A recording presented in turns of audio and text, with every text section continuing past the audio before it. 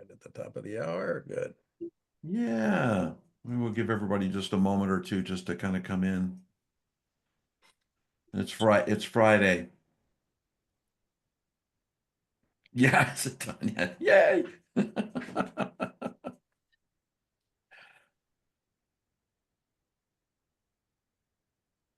was a good week.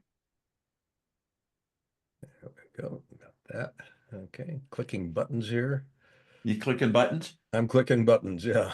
Awesome.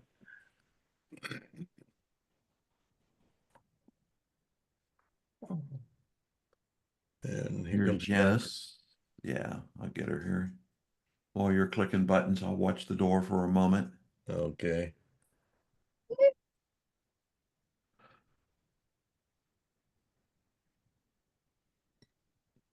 Morning, Janice. Good morning. Hey, Janice. Looks like you're all bundled up for cold weather. Yeah, at least above zero today. That's a good day. That's a good day when it's above zero. Nicole, you wouldn't know much about that, being in Dubai. Not anymore. No, no, definitely not. Here comes Chad. Yes. I had to stop and think for a minute, Maria. No, that's Chad. That's Chad. That's Chad. That's Chad. Honey. Morning, Chad. Morning, Chad. Good morning, guys. Happy Friday. Happy Friday to you as well. Happy Tomorrow. Friday. It's Taco Day. Woohoo! And Taco Day. Yeah. Taco Friday. Taco Good Friday. morning, honey. Good evening, honey. Hi, All good right. evening, everyone. Hey, honey. Hi, it's so great to be here. It's Cannot good to wait. have you here. We're Honey, glad it's been a Did you cut your hair? It's just done a little differently. It's grown. Okay. It looked a little different. Yeah. Yeah, just a little. it's nothing like Thanks calling for noticing. being in a mastermind group and being called out for cutting your hair. Exactly. What'd you do? What? Hey. All right, here we go. That's how personalized it goes, you know? I know. It truly is. That's Yes. that's how it ends with the week as we're all doing this. Yeah. Well, let's get started, shall we? We have a few miles to cover today. Yes. Lawrence, welcome. And yes, we do. I'm going to start with the traditional. I'm going to share my slides.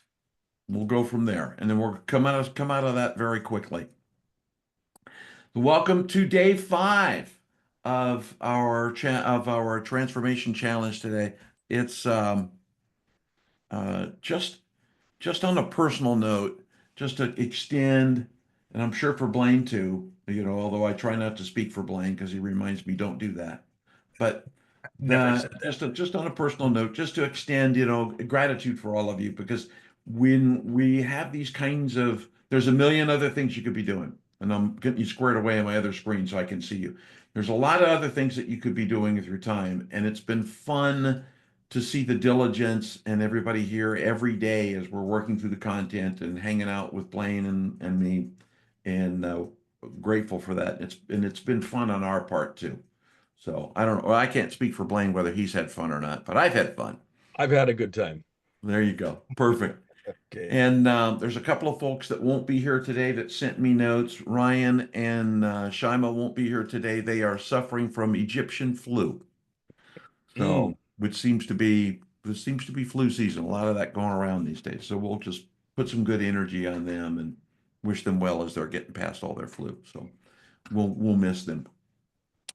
The week we're gonna skip kind of past this slide. We'll talk about what we've covered here in the week, but we started with the why, dimensions of leadership, leading through change, integrating leadership. And today's all about how do you put it all to, what do you do with all of this? How do you put it together? We're going to go through the 30-day plan. We're going to do some content review. But on our way onto that process, what we thought we would do as Blaine and I were talking yesterday, was let me open up my chat here too, so I can make sure. If you don't Drop have that this, in. I'll put this document back in the chat for you. Grab everybody here. Everybody in the meeting. And day 4 PDF, I'll put this in the chat. So if you don't have this from yesterday, let me give this to you again. Yesterday we were working through purpose, vision, context, trust, decision making. And at the it was a great conversation. There was a lot of content to cover. But we didn't really get an opportunity to allow you time to explore this together and share ideas. So we thought we'd actually break cadence today and start with a breakout session and allow you to get together for 10 minutes and talk about these topics. You may or may not have had time to work through all of the things that are in this document, but it's an opportunity to get together in your breakout group and have a conversation, share ideas, and share experiences and thoughts around these. And we'll just take our first 10 minutes and do that. Then we'll come back and go into kind of a review, refresher of the week, and then talk about the plan going forward. And that's really what we'd like to do today, is just end today with the ability to know where you're going from an action perspective. So I'm going to set some Blaine, you want to add anything while I set up the breakout groups? No, let's do 3 groups. We've got 10 people here. I think that would work out just quite nice. 10 people, 11 people. So Yeah. 3 groups. Lauren, welcome. Didn't get a chance to welcome you, but into the group. Hi. Yeah, the focus, as Dolan was saying here, and we won't belabor this, but yeah, we wanted to have you have a chance to have a conversation about this and just kind of share some points of view around it. And we didn't have that time yesterday. So let's make sure that we actually take advantage of that this morning. We've got the time for it. So we will just encourage a conversation, and no right answer, no wrong answer, just kind of see what ends up emerging out of these conversations. So let's go ahead and push All right. Here we the go. button. I'm pushing the button. I'm pushing a button.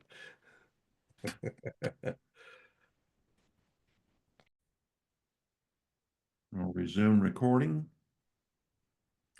I'm glad you do that, because I keep forgetting to push the record button when I've got sticky notes and I ignore every one of them. I have a little yellow digital sticky note in the top right corner of my screen on my Mac. Yeah. Post-it that says, click the button. Click Remember. the button. There's Benson. Yep, just let him in. So here we go. Okay. Awesome. Boy. There he goes. Okay. So did we get the rooms closed? I think we did. Yeah, they got 60 seconds or so. They got 60 seconds. Yeah, they're in the middle of a conversation. Oh, I'm absolutely sure. Here we go. That was a big conversation point. Yeah. For everybody. It was very fast, 10 minutes. Yes, very fast, 10 minutes. Yeah, how was that? So as everybody's coming back, how was that? We know 10 minutes was fast, and we did break cadence by going, okay, hey, Yeah. Blaine and I were kind of chuckling, going, okay, so on minute 4, we went, okay, go to work. So how did it go for everybody having the conversation, and what'd you come away with? Yeah, I'll jump in. I said to Chad, it's pretty funny how the universe works. There's something about Chad over this week that stood out to me, and I literally, as you put us in breakout rooms, had Chad's LinkedIn up on my screen and was looking at his businesses, and we that 10 minutes felt like what a 30-second conversation, and we didn't get any of our homework done. But for me, it's just one of those really interesting things about how the universe is always guiding us and putting us and connecting us, and doesn't matter how many miles are between people, there's a way. So very cool. That's true. Yeah. Well, Blaine and obviously probably, Dolan, it's kind of evident, that you attract people of similar mindset. Yep. So, right. So everybody here, one thing I'm noticing is everybody is coming from that same place of spirit and soul, as we've had that conversation. So that's always, you know, to me, that's always good about connecting with like-minded and like-spirited people. Yeah. Yeah. That's great. Good. Yeah, that's exciting. That's why, so just anecdotally, so the LinkedIn group, you know, this private LinkedIn group that we're all part of, that LinkedIn group will live on in perpetuity. So if you guys want to continue sharing or reach us, or we'll continue dropping some stuff in there periodically, but it's just a good place to go with this group. One of the things that happens, I see a lot in groups like this, is life happens, right? There's this bonding that occurs, and we kind of go, yeah, this is great, and then life happens and it all falls off and we forget about each other. So it's I try to do that with my kids. What's your name again? But if you can, you know, if you want to stay involved in the group, that's a great place for you guys to ground. And we really are looking, ultimately, Blaine and I are looking for, you know, how do we build community around this? Because leadership is this is a complex thing. How do we build community with this? You know, how do we care and help each other? So good. I'm glad that 10 minutes was not enough time. That means that it was when it's not enough time, that's a good exercise. That's a good exercise. It is. Yeah. And while you were out in your breakout rooms, we had a couple of folks, actually join the group, and you can see their names up here right now. Yeah. Brian, you may recognize Humphrey's name. Yes, definitely. Yes. Okay, he's from Uganda as well. Marianne's in transit in Paris right now. So let's see here. And Benson, you're here, and Lawrence, you're here as well. Good. Okay. Yeah. So why don't we just jump into this final component of the program here for today, and bring your slides up, and here we go. Quick review.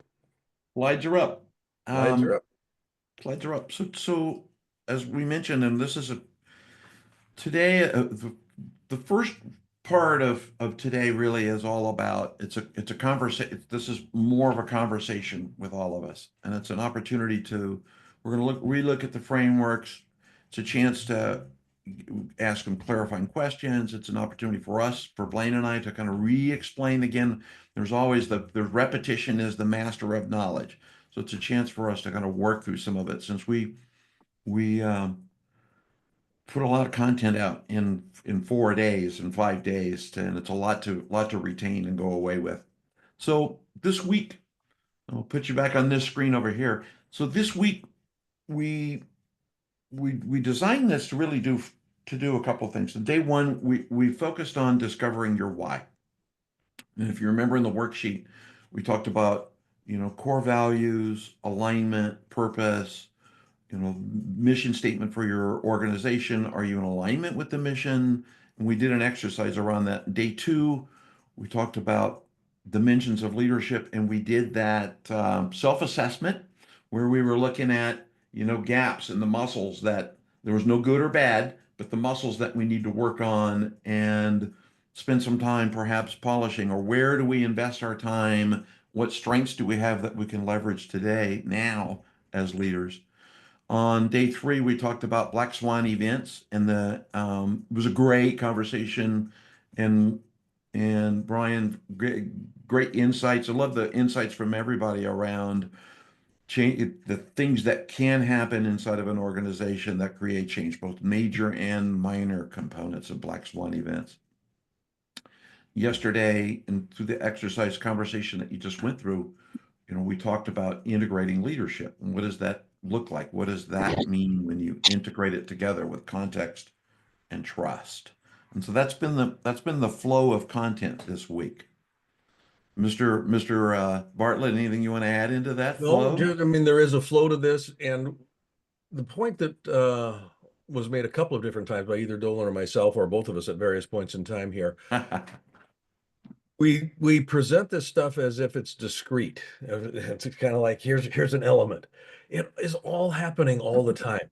Yeah. So yeah, in reality, it's very difficult to kind of pull pieces out and go, well, this is where so it's a thread. All of this stuff is a thread, which is why we kind of look at how all of this actually starts to fit together as as a tailored piece, I guess would be one way to think about that. And Mhm. a couple of the models that we work with are what we use to anchor all of this material. And that would take us into this next slide, our reference models. The leadership universe and the four pillars. Now, we're not going to do any kind of a review on this, but these are the reference models that we actually work with. And when we look at these models, and we're going to actually take some time here, we're not going to talk about it. What we want to do is hear from you about what's your take on these models? What do you notice as you begin to think about using these models as a way to inform how you lead, as kind of a way to kind of say, I need to pay attention to this. I hadn't thought about that sort of thing. So we'll start with the leadership universe, and we'll bring that one up here. 5 components to it. Typically, as I mentioned, every time we talk about this, most leadership development processes begin and end with a conversation around vision, strategy, and tactics, the why, the what, and the how. Our body of work is almost exclusively, and I say almost exclusively because we do pay attention to vision, strategy, and tactics, but really we're looking at what drives it. What determines how effective you are at leveraging vision, strategy, and tactics. And that's the mindset.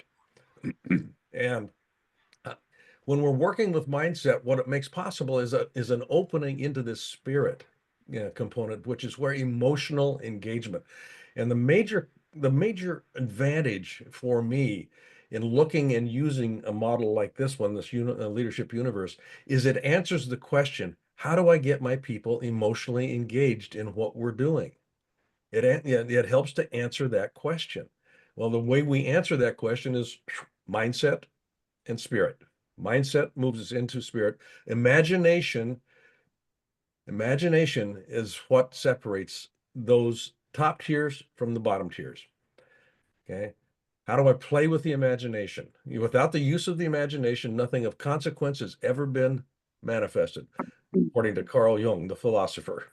So, well, I'm just going to crib that work it from there.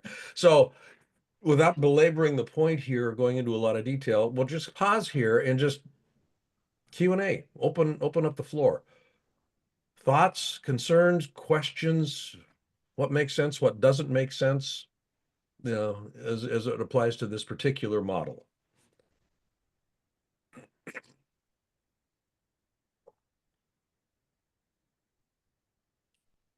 If you had a thought, question, or whatever, what would it be? There we go. Yeah, or just, yeah. I got one. I guess, one of the things that I love about your work, Blaine, but what do you use? I find that in my industry specifically, like spirit and soul throw people off. Yes. It's almost like bringing the word God in. What do you use to expand that? Because I think it's such an important part of this structure. But what's a language that's more digestible for the common people that I can interchange that with when I find I lose people on those specific words? Mm-hmm. That's a great point. question. I have literally run into that every time I open my mouth around this stuff. I remember when I first started playing with this model, I was giving a talk to a group of Wall Street bankers. And it was like, spirit, what are you talking about? And so where I would go to with that is, and I will use the word spirit. Yeah. The spirit of something. Yeah. Are you in the, are you in the spirit of something? And most people can, quickly move away from, religious framing to, are you in the spirit of the game? Are you in the spirit of the endeavor? Are you in the spirit of, that's translates into, are you engaged? So that's essentially kind of how I begin to work with that.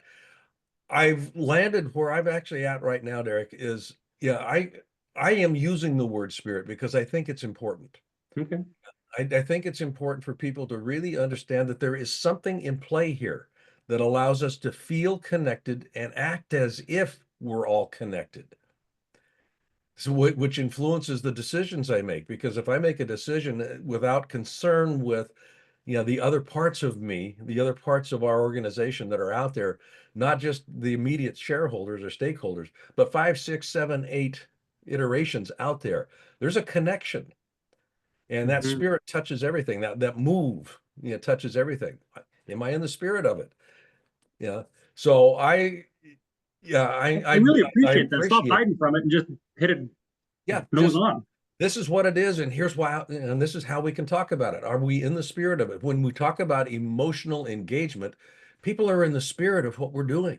When I think you limit yourself when you think you're just focusing on one group of people, like Wall Mhm. Street. Wall Street's great, but if you're dealing with another group of people that are very much into the spirit and soul, whether it be religion, non-religion, and some are intertwined, I mean, that could be amazing. People can gravitate towards that tremendously if that's what they're into. But if you're just focusing on one group that doesn't understand spirit and soul, then that's okay. Yeah.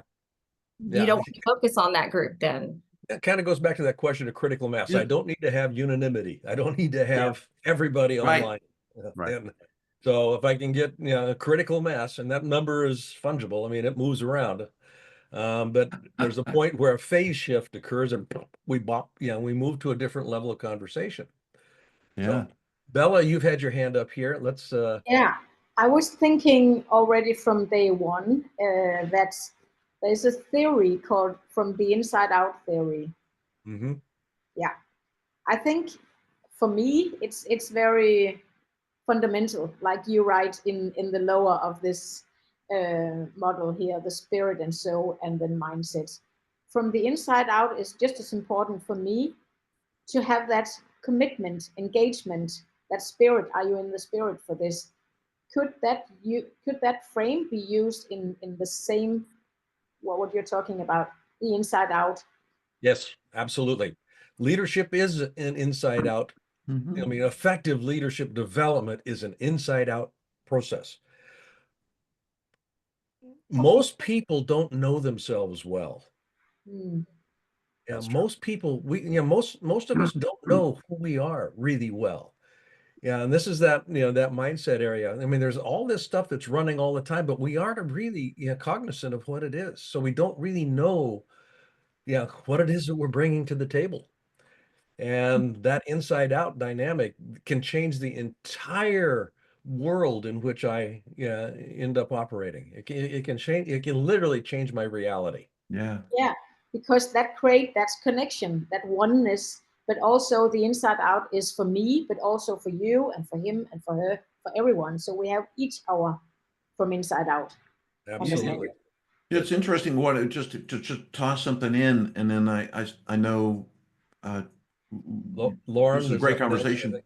but Yeah. just to toss in an idea, I recently was working with one of my clients around their organization and planning and a bunch of things that they were working for 2025, and led an exercise around. They have a mission statement, and it's a long 9-pound mission statement, and it's and 12 core values, and nobody knew them. Every time we would talk about mission statement, core values, I would see people fumbling for the piece of paper, and they would have to get the paper and read the paper. And it's like, okay, guys, then we have too much. Let's bring this down a little tighter. But it was an interesting thing. And Bella, to your point, from an inside out perspective, one of the exercises we went through was an exercise of, for each of the core values as they exist today, because I'm not going to change your core values, you're going to do it, and you'll tell me what they are. How do your core values align with those core values? How are you in alignment with it? And of the 11 people in the room, 7 had to go through an exercise on figuring out what their core values were. To start with, I don't know. I thought you were supposed to tell me what my core values are. It's like, no. You have to embody your core values and start from there. So inside out becomes I love that you brought that up. Thank you, because that becomes a very important part. And it's fun many times over and over and over and over across my career. That's a missing piece where people forget that grounding piece on knowing who I am. And so that where they know what it means for them to be in alignment with the core value. Because core values, in those cases, it's just something you tell me I got to go do. Oh, I have to like people. Okay. I'll like people. So, The question, how do I know what to do when I don't know what to do, is yes. rooted in my familiarity with my core values. The power of values is that they drive behavior. Yeah. That's what values actually end up, generating is behaviors. And the clearer I am, the greater the experience of integrity. Yeah. That kind of comes with it. If I'm not clear, if my clarity around, that core value structure, the who I am, the who that I am, if it's muddy, if it's not clear, I live my life and it just doesn't feel right. It just kind of something feels off. And it's not the world that's doing it to me. I just haven't clarified what's important at a core level. So, Lauren, you had your hand up here, and then we're going to come up to Janice. Yeah. Chad. I'll be quick here, but sort of along the line of what Daryl started asking about was, you have a company or a potential client that's resistant to this concept of spirit. They want to go right to tactics. What happens when you're talking to them and you would say, well, if you don't address spirit, here's what happens. What kind of words would you use around that? What I would ask them is, it's more in the question, in the nature of question. Uh-oh. We What's lost him. important to you about why we do tactics? You winked, hang on, you winked out for about 10 seconds there. We got to, it's more in the nature of the question, and then you looked beautiful for about 10 seconds. I can't not look beautiful. I know. I tell you that all the time. No, what I would do there, Lauren, is what's important to you about why we need to focus on tactics right now? What's important to you? Now, when we're in meetings, there's actually about 4 different conversations that are going on in most meetings. One is an action-oriented conversation. Another is a problem-solving conversation. Another is an exploration conversation. And another is a socializing conversation. What conversation are we in? Okay. So from a leadership perspective, what I want to be able to do is declare, this is the conversation we're holding right now. We're holding a conversation about problem solving. Okay. And part of that conversation is looking at root cause. Okay. We're not going to be looking at action steps. Action steps is a different conversation. What we're doing right now. So you kind of structure the conversation so everybody knows what conversation are we actually having now, which helps you avoid going down rabbit holes, because somebody will throw something in that is a different conversation. And you go, whoop, time out. We're not having that conversation right now. We're coming back to this one. Now, that can, and I've done this with executive teams a lot, and the frustration mounts because people want to do what they're familiar with doing. And I go, I want you to be uncomfortable with this, because this is how growth occurs, folks. This is how you actually begin to streamline and increase your effectiveness. It's by the discipline of managing your conversations. That's okay. Yeah, so it's intentional conversation, not drive-by conversations. Yeah, I love Janice, that. how about you? I'm going to follow up in a different way from Bella's comment, because what I've been sitting here and observing and really resonating at a different level is the significance of who I am and who am I being, because those are so critical for how I manage my own energy, my reactivity, and influence others through that. And if I go into imbalance, and I use an example that when I was in an organization, the CEO actually was going through a divorce, and her husband was working in the company having an affair with one of the employees. That threw the whole organization off. So part of this is tying in how critical it is that we become aware, because the more we are aware, we can see the opportunities, we can engage with people directly. So the influence comes, and our ability to lead is truly coming on our own maturity and how we're handling things. The more we go into our personal mindset, all exactly what you're talking about, it all is, I mean, what people observe is my state of being. Okay. My state of being is a reflection of the mindset that's operating for me. I begin to explore that mindset, the state of being begins to shift. And colloquially, it's called leadership presence. Yeah, in one sense. Yeah. So, the more you work with that, the more flexibility you have in adapting and adopting, appropriate states of being for what the situation calls for, without losing yourself in the process. Okay. And then, again, the metaphor I'd use here is, can I put a tuxedo on and be effective? Can I put my gym clothes on and be effective? And I wear the clothes don't wear me. The clothes become my state of being. And it's what I present to that external environment. Beautifully done. Chad, how about you? Well, a couple things. Number one, I wanted to reiterate about the word spirit, or just kind of hitting that right on. There's so many times where I make assumptions about how people are going to react to things, or I think that they're not going to be open to, and then I'll go ahead and say it and find out that there's a whole other dimension to them that they've never shared, or that we find out that we actually do connect on a spiritual level, or on a spirit level, in more ways than I realized just by talking about it. So that was one thing. I also love the word essence, but that's just for the hell of it. And then the essence of things. We just came from Money and You, so that's in my top of my head. But the other question that I was thinking about, and it had to do with assumptions and mindset, is because we talk about like clients and team, but I'm thinking in terms of partnerships also. Like we start off in the same mindset, and then somewhere along the way, it kind of parts off. We assume we're still in the same mindset because that's how we started. And then you realize, wait a minute, we're actually, like, we've gone off in totally different directions. And how do you find it's good to, realign, how to bring that back into alignment again? Yeah.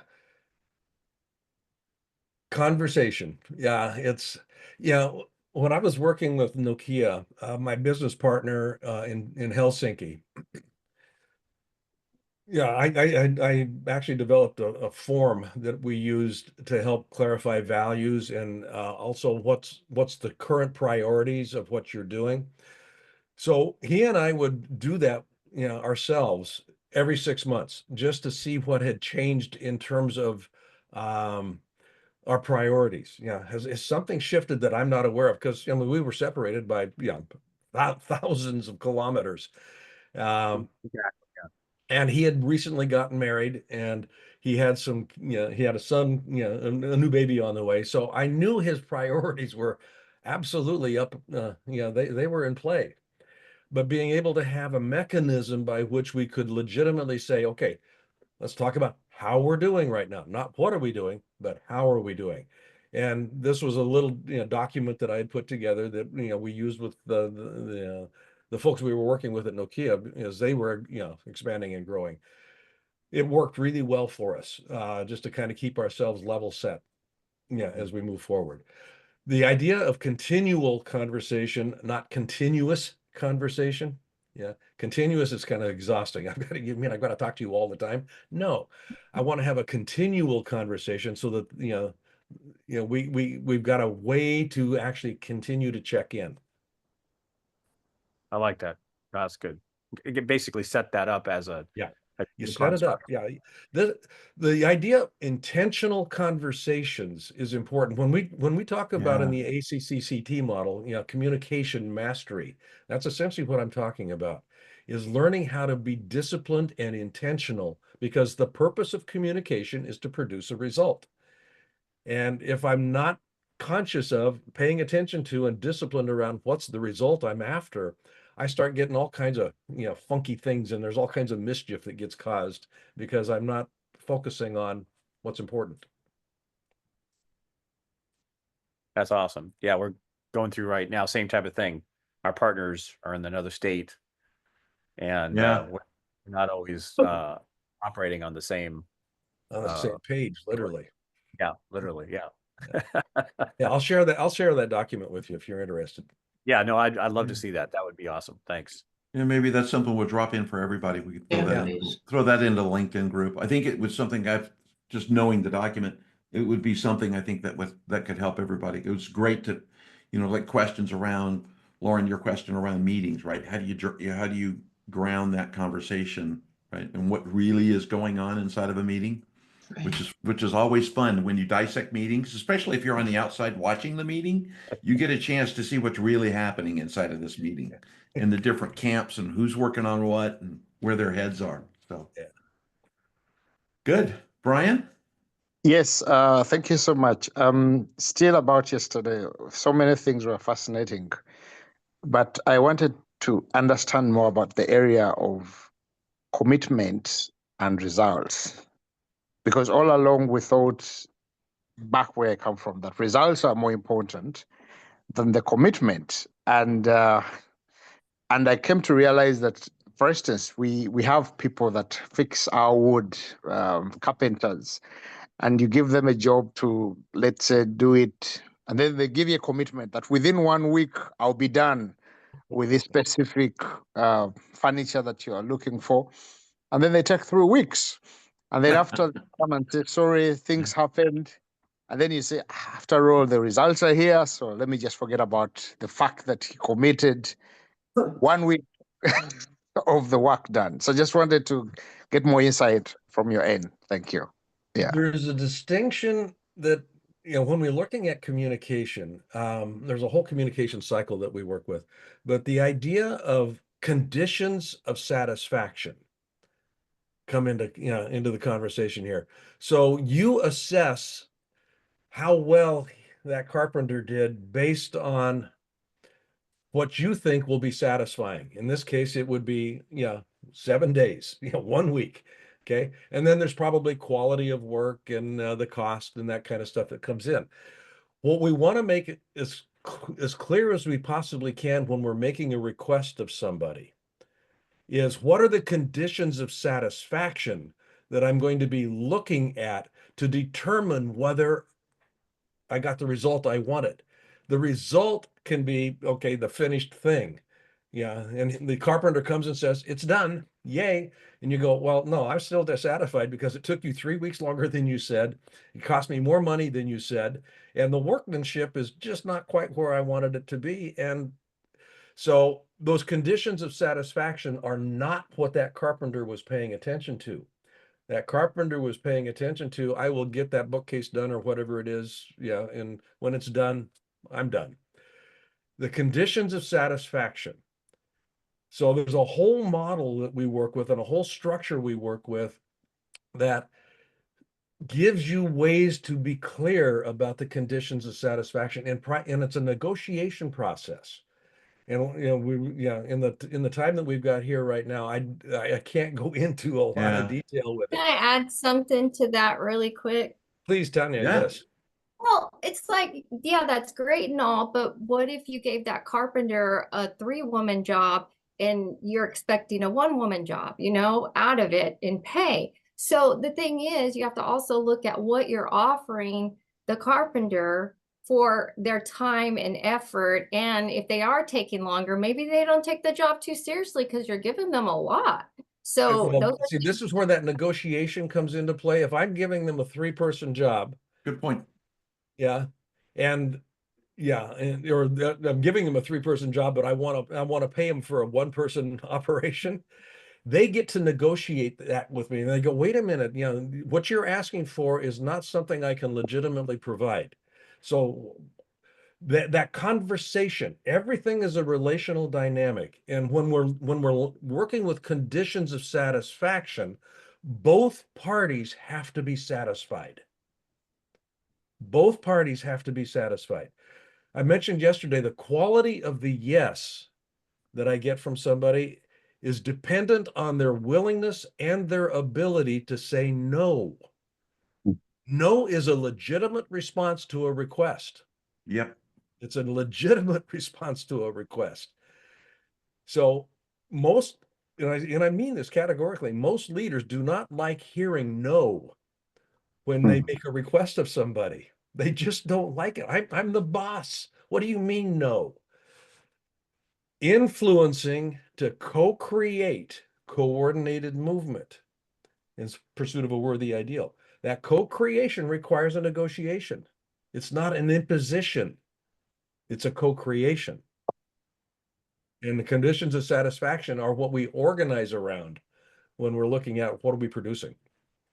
And one of the things that great, Tanya, and I love this conversation around it, and Brian, around construction, just anecdotally, just humorously, my youngest brother ran global construction services for Home Depot and ultimately Lowe's and hundreds and hundreds of millions of dollars. And I used to tell him there's only 3 phases in construction.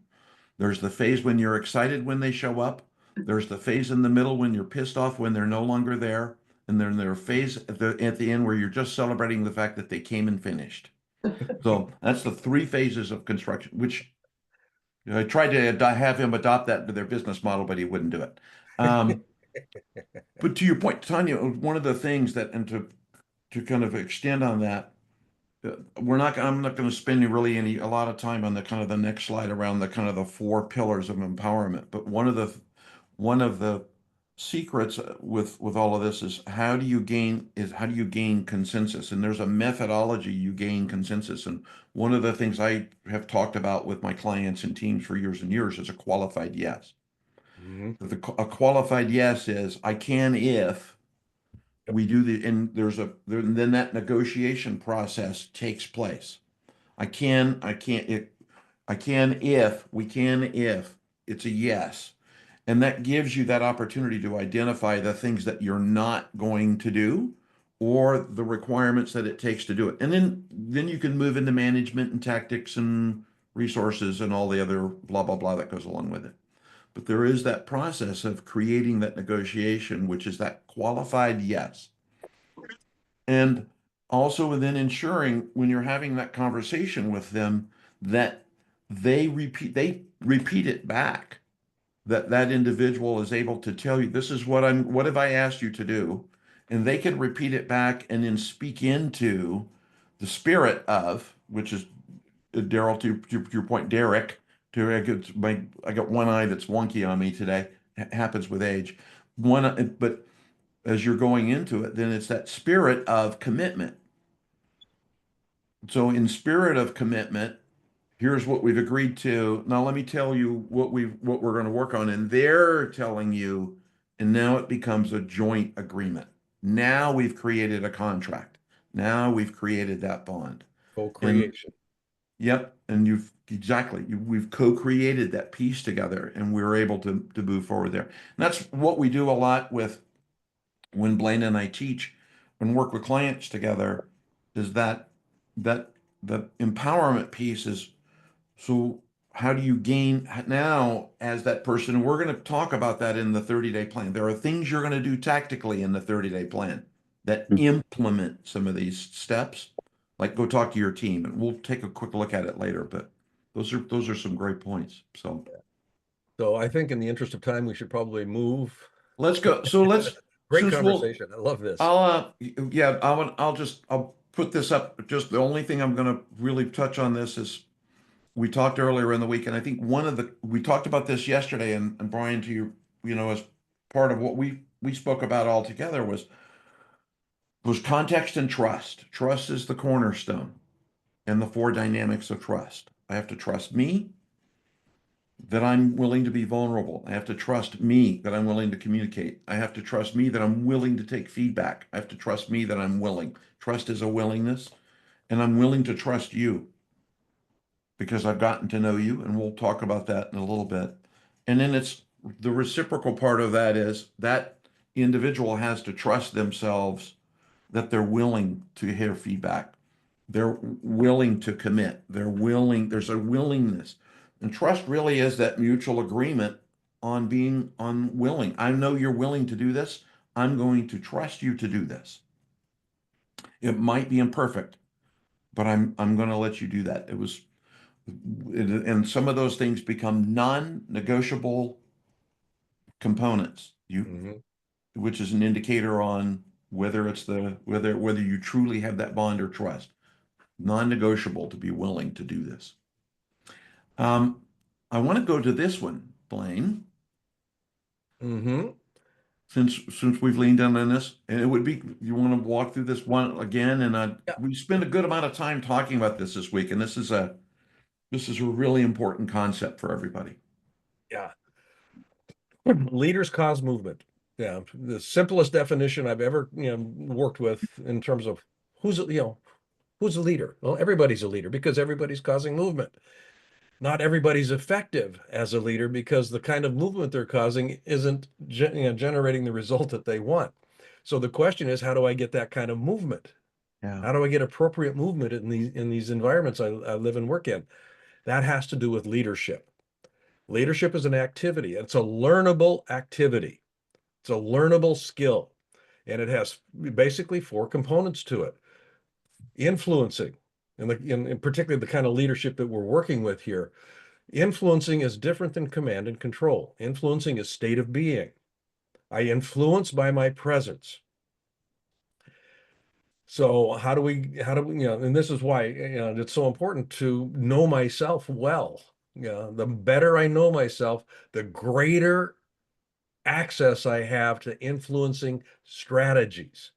What's appropriate? What state of being is appropriate here? Which is, really what's important here is I can adapt and adopt different states of being, different ways of showing up authentically. Okay. Authenticity means who I am comes through regardless of the suit of clothes I'm wearing. Yeah. Who I am informs this. The suit of clothes is just a mechanism I use to navigate this particular situation or environment. But the who I am is what's important, because it's the who I am that is actually the influencing catalyst. It's the influencing piece. Co-creation, and we've been talking about this. It's not, here it is, go do it. Co-creation is a negotiated process. Why is this important to you? What does this make possible for us? What does this make possible for you? Those sorts of things start to come into the conversation when we're looking at co-creating not only an agreement around what we want to do, the goal or the objective, agreeing that this is in fact important, but also beginning to look at how we go about doing it. Okay. Co-create the mechanism of execution, the mechanism of delivery. That's where these conditions of satisfaction start to come into play here.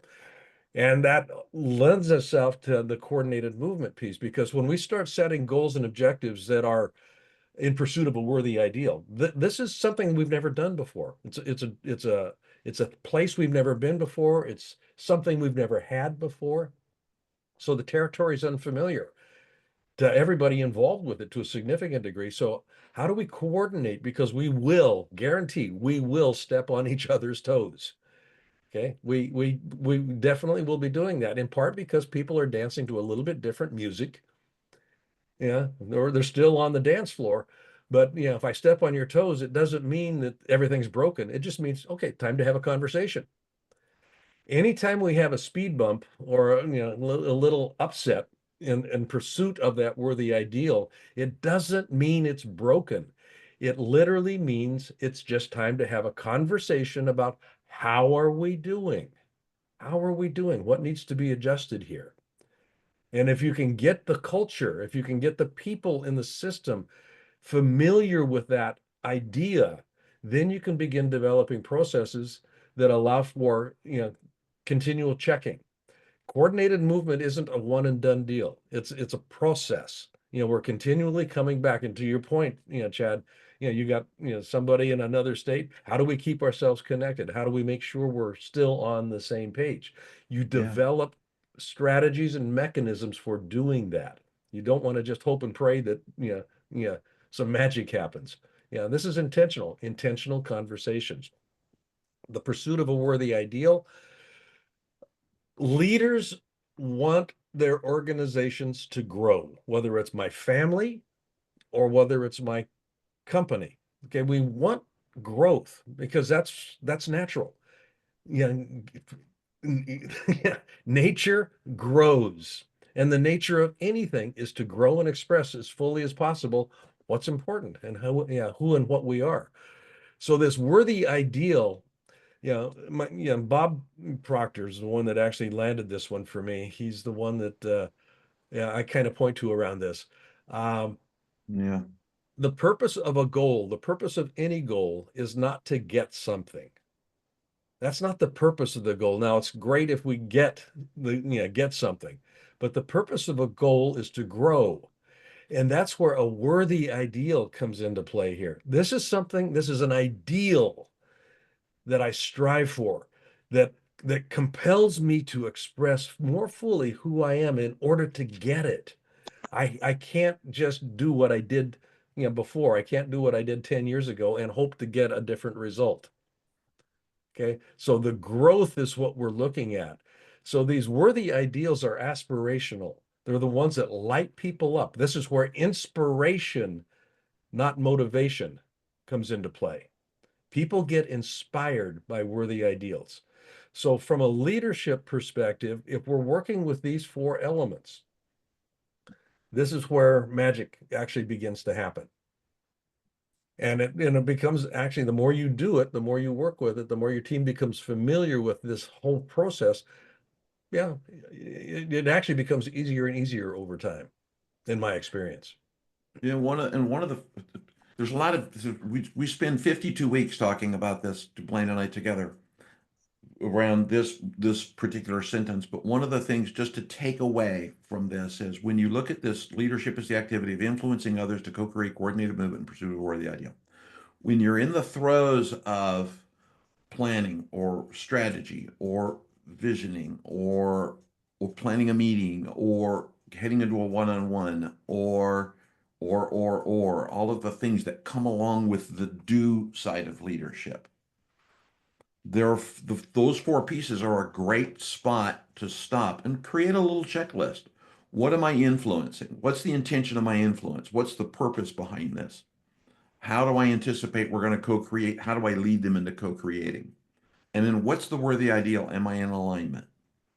And use it as a tool, not just as a mantra, but use it as a tool to create your action, to guide your action into a conversation, to guide your action into mentorship, to guide your action into that tough conversation we have as leaders periodically where there's no longer a fit. Not everybody makes the journey with us in business. So use this, you can use this as a guideline, as a frame into those kinds of conversations in those moments as well. All right, moving along here. We're Moving along. All right. Watching our timeline here. I want to be sure we get to the 30 days. You want to do 2? Can you do? Let's do 2 minutes on ACCT. Okay. ACCT. ACCT. Leaders cause movement. They do that by the way that they act. I mean, action is necessary. I mean, literally, action is necessary. This model is an acronym, and it's how we work with this mindset area. Awareness. An increase in awareness increases the numbers of choices and the kinds of choices that I see possible. Possibility is what leaders actually frame for people. This is possible. This is possible. So awareness is the foundation of this. Context is meaning generation.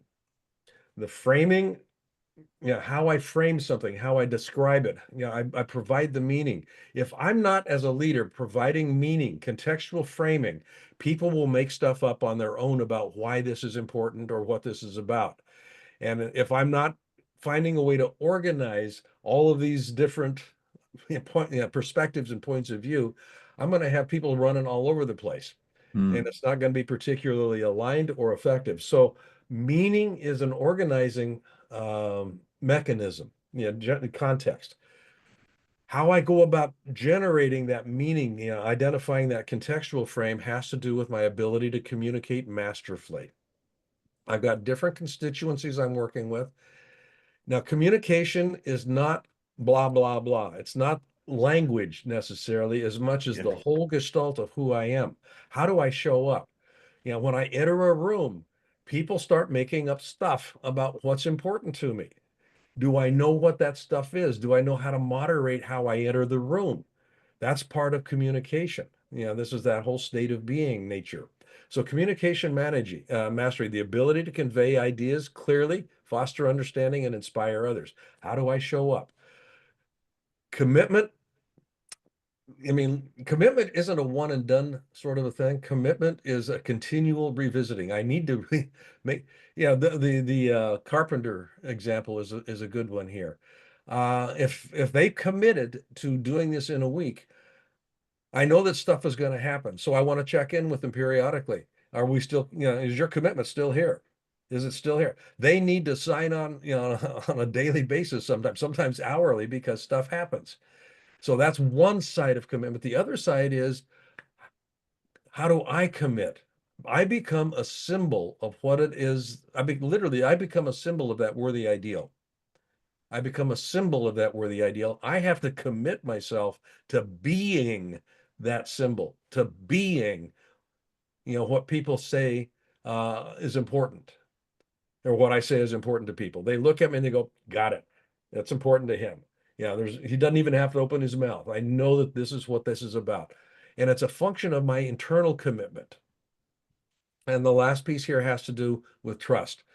Everything in an organization, whether it's a family or a large organization, is organized around trust, because it's all relationship. Everything in any organization is a relational process dynamic. And trust is the foundation of that. So how do you create it? How do you retrieve it if it's been broken? How do you leverage it appropriately? All of those things come into this domain. And when we cap this, awareness is one area, trust is the other. You think of it as bookends. So everything that happens between those bookends, context, communication, and commitment, is held together by awareness and trust. Yeah. Yeah, that's one way to think about this. So that's just just kind of a meta description of this. We go into this is the work that Dolan and I do. I mean, it's the reference models kind of gives a meta understanding or a global understanding for people. But when the rubber meets the road, this is where we're working, is on these 5 elements on a consistent basis. Yeah. How's everybody doing? Go like this. Okay, we're coming into the home stretch here, guys. Yeah. We're gonna shake it out. We're gonna Shake it a be little bit. into a 30-day. So I think what I'll do is I'm going to drop into our chat. I'll drop into the 30 days, and I think let's go right there. So we're gonna, with your permission, skip a couple of things here, and we'll come back to them. We'll do them out of order. We're not gonna skip things. So in the chat, I just put in a document, and if you grab that document, if you're able, and give me a thumbs up, let me know you have it. Everybody's got it? Okay. Let me move my screen a little bit, and I'm going to share another screen. Now there's 2 at the very end, and also in the LinkedIn group, you'll see another document appear, and it's called the participant guide. And the participant guide contains all of the worksheets, all of the supplemental material around the models, the ACCT model, the model where that mapped it against the 4 pillars. It all will include, we'll make sure that the communication document is added in there. I wrote a little quick note to make sure we do that. And it includes all the slides, in case you ever really have a burning propensity to want to go back through all of the slides together. So everything is in that document.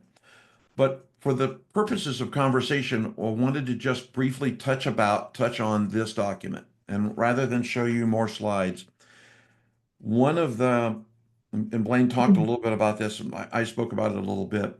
We talked about goals. And we have a goal at the beginning of every year where we're going to lose weight. I was teasing one of my clients that one of my goals as this year as I'm losing weight, and how I'm going to go do that is I'm not going to eat as many Big Macs as I ate last year. So I'm going to eat fewer Big Macs this year, just as an example. And we have this really neat thing that happens where we fall off. So we spent a week together working through models and reference models and decision making and all kinds of different content. This guide is really designed to give you a suggested, you don't necessarily do this in the steps that we've outlined here, but a suggested way to go back and apply it. So in week 1, as an example, go grab day 1's document and spend time redefining your leadership why statement, your I am statement. Make sure that you're in alignment. Spend time in it. Day 1 and 2, day 3 and 4, conduct a leadership self-assessment. Revisit day 3 or day 2 and do the assessment again. Day 5 and 7, share your leadership purpose with your team. Go talk to your team. Begin to generate alignment with your team so they know who you are and purpose. If you've not ever had those conversations with your team, you should. Because that's a component, that's a really important part of trust.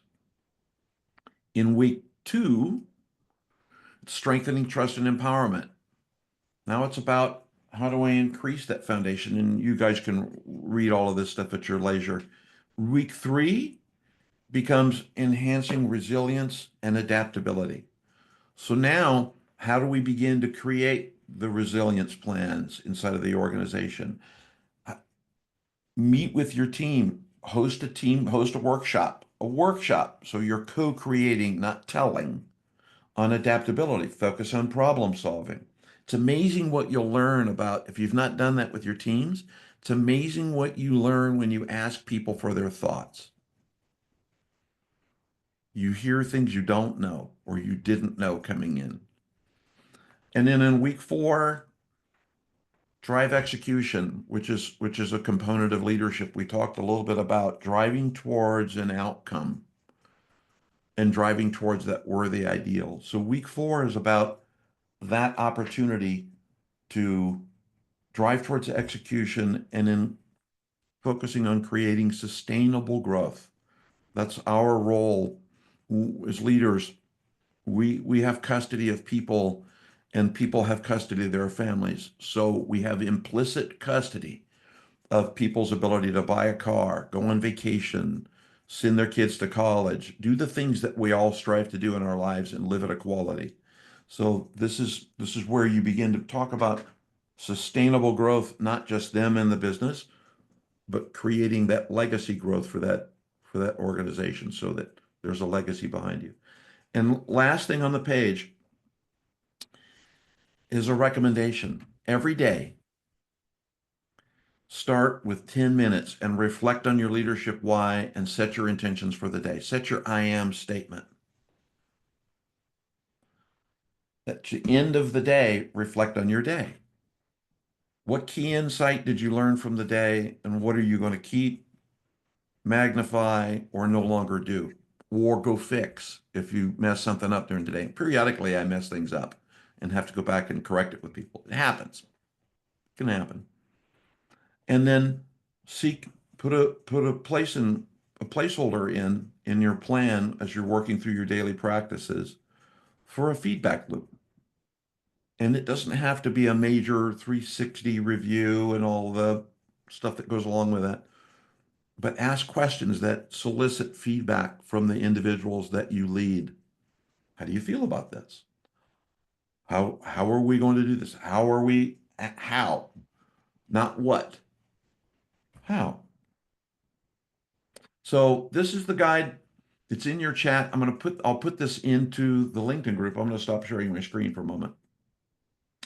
But I'll put this into the LinkedIn group so you have it along with the participant guide, so you have that as well. And Brian, you got your hand up. Yes, I'm sorry for asking too many questions, but I'm just Never too many. Never too many. I'm in love with this. Yesterday, you mentioned that leaders should stop solving problems, literally, but create problems. And that was so fascinating. That we leaders are not necessarily there to solve problems, because then they get stagnant. And the way to growth is to create problems. And leaders like myself are always looking forward to solving problems all the time. So I needed to get a little bit more A little bit more orientation clarity. on that. Thank you. Yeah. If I could. You go and I'll add a thought to it. Go Yeah, ahead. you'll always be solving problems. I mean, that's Yeah. just kind of, yeah. or directing people to solve problems. Yeah. The idea here is to recognize the process by which I do that. If I'm continuously going to my past to solve a problem, and the only reference that I'm making is solve the problem, make it go away, it doesn't really make any difference what solution I use. And I'll probably pick a solution that I'm familiar with because I've used it before and it solved the problem and life was good. The idea here is, though, every solution will introduce back into the system the elements that created it to begin with. So when I become a problem causer, I have to have a worthy ideal that I'm striving for. So the question then becomes not how do I solve this problem and make it go away? The question now becomes, how do I solve this problem in a way that moves us one step closer to that worthy ideal? That will eventually require a completely different solution set than I've ever thought of. Yeah. And it will cause a problem in the system because we don't know how to do that. Wonderful. We get to celebrate that. That's problem causing in the way that I'm describing it. You're bringing into the system an ideal, and you're insisting that people work in a way that moves us ever closer to that ideal, not just maintains the status quo of let's solve the problem so we don't have to worry about it. Make sense? Okay. I'm merely going to say ditto. Just one sentence, right? A leader's obligation for their team is to create challenges that cause movement. Yeah. And that in turn creates friction, in turn creates problems, in turn creates and the leader's obligation is to lead, is to be able to guide that and lead through that. So you're obligated to cause problems. It's part of who you are. Yeah, I've actually got a little video about that problem causing scenario up on my YouTube channel, Brian. If you want to just kind of go to the YouTube channel, Blaine Bartlett, and you can kind of pull that out. Yeah. We as guided or unguided, we've hit the time for today. First thing is, both Blaine and I wanted, was this of value to you this week, to be with us this week and spend some time with us? Great, good. We promised on Monday we would tell you if you're interested in working with Blaine or I, how we would do that. We're going to pause for a few minutes, and if you want to hang out for a couple of minutes, I think Blaine and I need to refill our coffee, and we'll take a quick stand-up break, but for about 5 minutes, and then we'll come back and talk about Mastermind and other kinds of things. And we'll invite you, if you're interested in that, stay. There is a Janice. This is a name. Is Janice? Janice is still here. This is there's somebody that we know, and they call this periodically a pheno opportunity. Feel invited, not obligated. So if you feel invited, not obligated. Please, if you'd like to know more, stay with us. We will be doing these leadership challenges on an ongoing basis. And one of the things that happens, when we stay in the study, like, reading Think and Grow Rich over and over and over and over, reading The Spirit of Opulence by Troward, or staying in study with Neville, or reading The One by Gary Keller, or whatever we're doing, staying in study, I'll invite you to come back and hang out with us again on another leadership transformation challenge. And because it gives you an opportunity then to hear things you may not have heard before, and also remember things that you've forgotten. And just come spend time. We want you to feel free to show up anytime we're doing this. You're invited back, and never feel like, gosh, if I come back again, is that an indication that I actually didn't get it? It's because we never actually get it. So come hang out with us. We learn from you every time we do this. You teach us things we don't know.